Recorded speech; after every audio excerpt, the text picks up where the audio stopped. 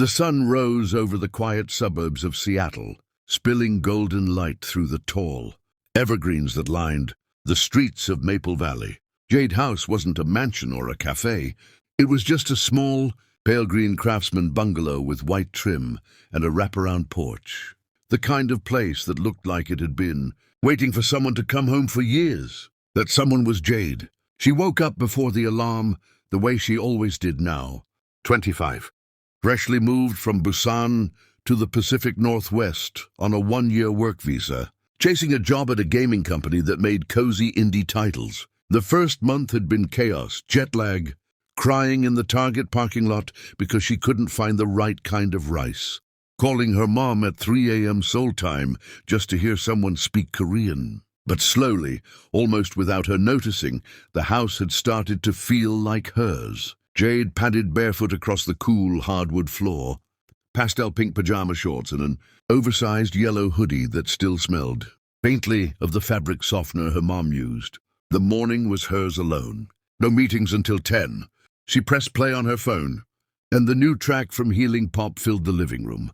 Soft synths, a gentle beat, a voice singing about slow mornings and second chances. The official MV played silently on the TV just for the colors. She opened the front door to let the crisp May air in. Mount Rainier floated in the distance like a dream someone had forgotten to wake up from.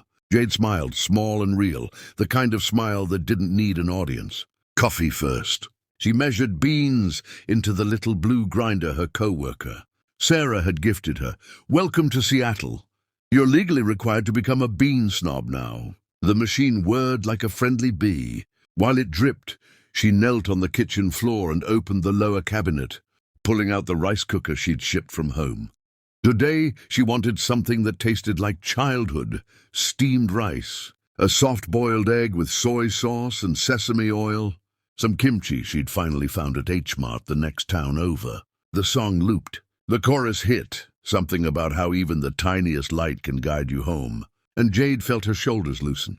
She set the table for one, a yellow ceramic plate, a tiny, bunny-shaped egg mold her little sister had snuck into her suitcase, a glass of iced barley tea. Sunlight slid across the table like warm honey. She ate slowly, legs folded under her on the wooden chair, watching sparrows argue over the bird feeder she'd hung last weekend. Every bite tasted like proof that she was still here, still trying.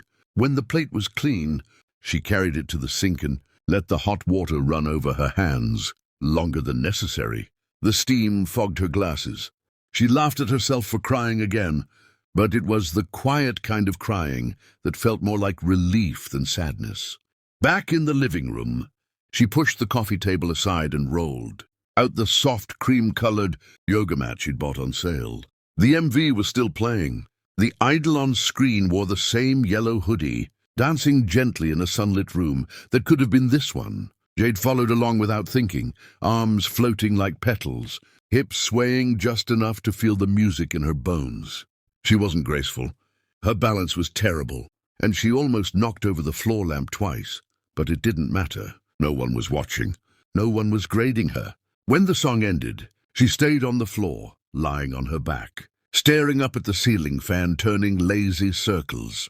For the first time in months, the homesickness felt manageable, like a bruise that still hurt when you pressed it but didn't throb all day anymore. Her phone buzzed. A message from her mom, a photo of the cherry blossoms back home, already falling. Underneath, just 3 words in Korean, "You okay?" Jade took a selfie right there on the floor. Messy hair, puffy eyes, yellow hoodie, sunlight striping across her face. She sent it with a single cherry blossom emoji and the words, "I'm learning how." She stood up, stretched, and opened the front door again. The porch swing creaked as she sat, bare feet pushing against the warm wood. Across the street, an old man walked his corgi. A jogger waved. Somewhere down the block, someone was mowing their lawn. The smell of cut grass drifting over like a memory she hadn't lived yet. Jade closed her eyes and let the song play one more time through her earbuds. The chorus came back, softer now, like a promise she was finally ready to believe. That mornings could be quiet and still mean something. That healing didn't always sound like crying. that a little house painted the color of sea glass in a country halfway around the world could, against every odds, start to feel like home. She stayed on the swing until the coffee went cold, until the sun climbed high enough to warm the tops of her thighs. Then she went inside, opened her laptop, and started her workday, with the windows wide open and the music still playing low. Just a girl in a yellow hoodie, learning how to belong to two places at once. One slow, sunny morning at a time,